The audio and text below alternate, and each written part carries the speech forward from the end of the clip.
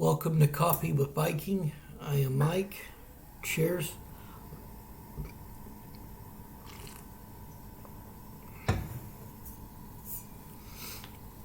Pure enough to worship God. Leviticus 12:2. If a woman becomes pregnant and gives birth to a son, she will be ceremonially unclean for 7 days, just as she is unclean during her menstrual period. Ritually unclean. The mother of a newborn isn't allowed to take part in any worship ceremonies. She has to be ritually clean to approach the holy God. Not only is she unclean, but so is anyone who touches her. God identifies several situations beyond childbirth and menstruation that can make a person unclean. Skin disease, touching a corpse, mildew on clothing or in the house, and even wet dreams. Getting rid of ritual impurity usually involves a waiting period and washing.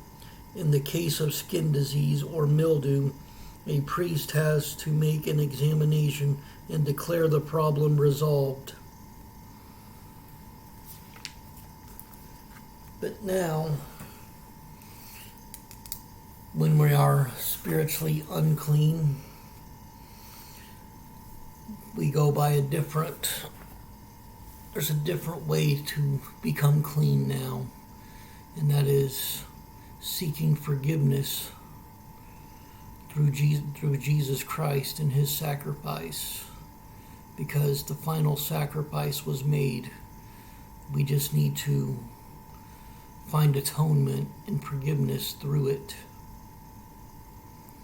We need to put our trust and our belief and our faith in what Jesus did on that cross. And then we become washed in his blood, which purifies us.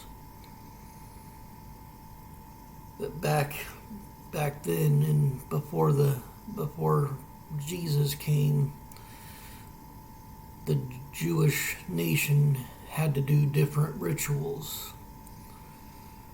which is why Jesus is known as the final sacrifice, because to find atonement before Christ, it was animal and crop sacrifices to God. But when Jesus came, he became the final sacrifice. So when we find ourselves unclean or find ourselves needing to get cleansed in any way, all we need to do now is pray in Jesus' name and seek forgiveness and confess our sin unto God himself.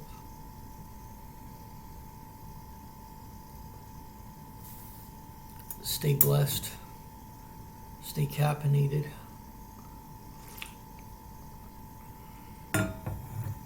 Much love.